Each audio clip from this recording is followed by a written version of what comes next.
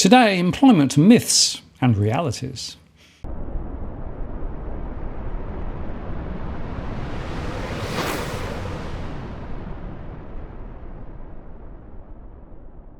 Hello again, it's Martin North from Digital Finance Analytics. Welcome to this post covering finance and problem news with a distinctively Australian flavour. Unemployment dropped to 4% in February after 77,400 people found jobs, while hours worked rebounded dramatically after plummeting during January's Omicron-induced shadow lockdown.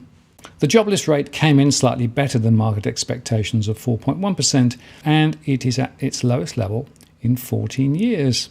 The rate is forecast to continue to fall to a 48-year low rate below 4% later this year. This is the lowest unemployment rate since February 2008 and August 2008, and we would need to go back to the mid-1970s to find a similar level of unemployment, KPMG chief economist Brendan Ryan said. The robust post-pandemic employment market will add further pressure on the Reserve Bank of Australia to increase the record low 0.1% cash rate. The RBA had been forecasting the jobless rate to hit 4% in June. These very strong labour market results, combined with the news overnight that the US Fed raised the Fed funds rate by 0.25%, and also forecast a further 625 basis point rises over the rest of the year, will add to the pressure facing the RBA board to raise Australia's cash rate sooner than later, Mr. Ryan said. Now, the ABS said that the seasonally adjusted unemployment rate fell to 4% in February, the lowest unemployment rate since August 2008. With employment increasing by 77,000 people and unemployment falling by 19,000 people, the unemployment rate fell by 0.2 percentage points to 4%. This is the lowest unemployment rate since August 2008 and only the third time in the history of the monthly survey when employment was as low as 4%, which was February 2008, August 2008 and February 2022. Lower unemployment rates occurred in the series before November 1974 when the survey was quarterly.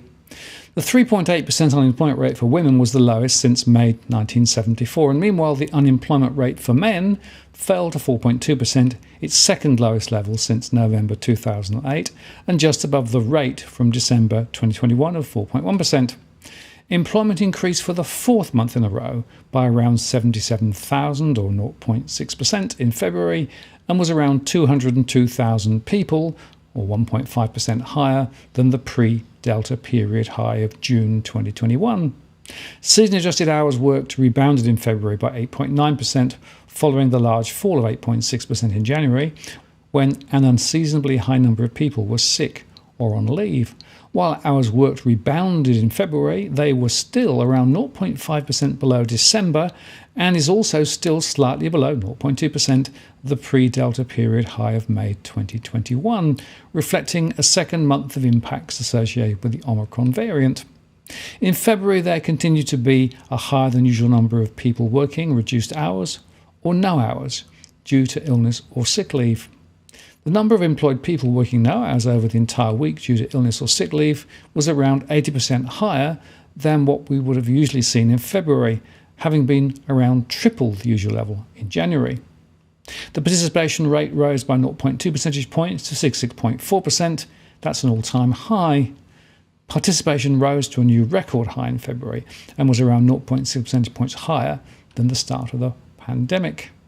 The increase in participation continues to be particularly pronounced for women, rising 0.2 percentage points to a further record high of 62.4% in February, and is now 1.2 percentage points above the start of the pandemic. The underemployment rate fell 0.1 percentage points to 6.6%. This was 2.2 percentage points lower than March 2020, when it was 8.8%, and the lowest it's been since November 2008. The underutilization rate, which combines the unemployment rate and the underemployment rates, dropped 0.3 percentage points to 10.6%. That was 3.4 percentage points lower than its March 2020 level, 14.1% then, and the lowest level since October 2008. Now, it's worth noting that there are some state variations, with the unemployment rate in the ACT sitting at 3%, the NT at 3.5%, New South Wales is sitting at 3.7%, Tasmania at 3.9%, WA is at 4.1%, Victoria is at 4.2%, Queensland is at 4.3%, and South Australia is at 5%. And the underemployment rate was highest in Tasmania at 8.1%, it was 7.5% in South Australia, it was 7.3% in Queensland, 6.4% in New South Wales, 6.1% in Victoria, 6% in the Northern Territory, and 5% in the ACT. One of the factors to remember is the slowing population growth in Australia, as the ABS also reported today. They said that the impact of COVID-19 related international border closures resulted in net migration losses for the 6th straight quarter and slowed Australia's population growth. Australia's population was a near standstill through the September quarter of 2021, growing by under 0.1%, or around 12,000 people, to 25.8 million. That's an annual increase of just 68,900, they said. In contrast, prior to the pandemic, Australia's population grew by 383,000 in the year to September 2019, driven by 242,000 overseas migrants. Population growth over the last 12 months was entirely attributed to natural increases, adding 136,200 people, while net overseas migration was actually negative, a loss of 67,300 people over the period. With 18 months of COVID-19 international travel restrictions in place, net overseas migration was down by 142,900 people compared with the previous year, which was also affected by international travel restrictions. Arrivals decreased more, down 56%, than departures, down 21% over this latest period. And in the year to September 21, net overseas migration was down 67,300, and that was a result of 159,900 overseas migration arrivals and 227,200 departures. There were also 303,700 births and 167,500 deaths during this period. The resulting net natural increase was up 2.1% from the previous year, and the increase in births outpacing an increase in deaths. And also across the states, populations fell in Victoria, down 0.5%, whereas it rose by 1.1% in Queensland and 0.7% in Western Australia. So this means we are missing close to 500,000 temporary residents that would normally be counted in the employment numbers, which is one reason why such a low number has been reported.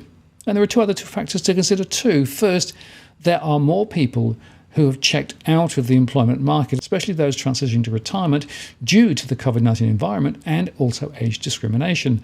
They are not counted in the ABS series at all. And finally, many of those who are defined as working are doing so in low-paid contexts, which is creating a growing cohort of what I call the working poor.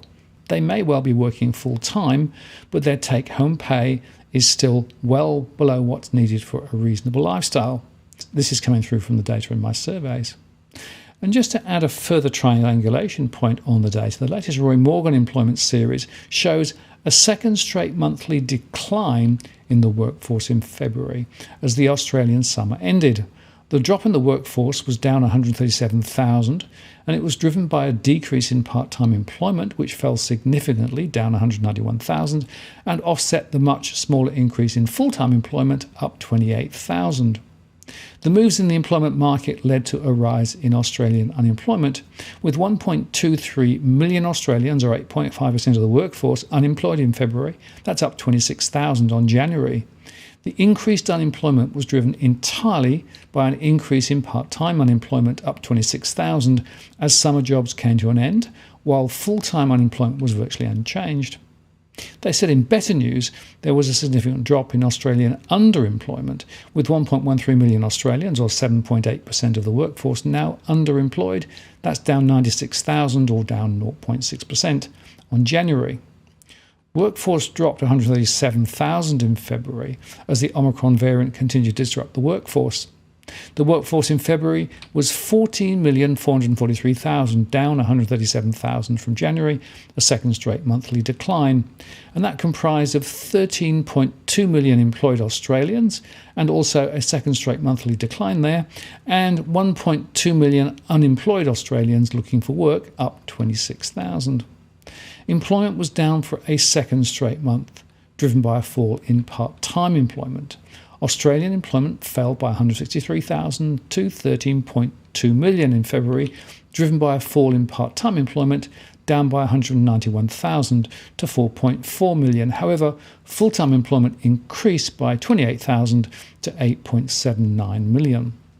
Unemployment increased slightly in February, but is still well down on a year ago, where 1.227 million Australians were unemployed. That was 8.5% of the workforce, an increase of 26,000 from January, with more people looking for part-time work, up 27,000 to 764,000. The number of Australians looking for full-time work was virtually unchanged at 463,000.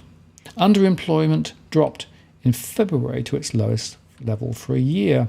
In addition to the unemployed, 1.13 million Australians, or 7.8% of the workforce, were underemployed, working part-time but looking for more work. That's a decrease of 96,000, or down 0.6% from January.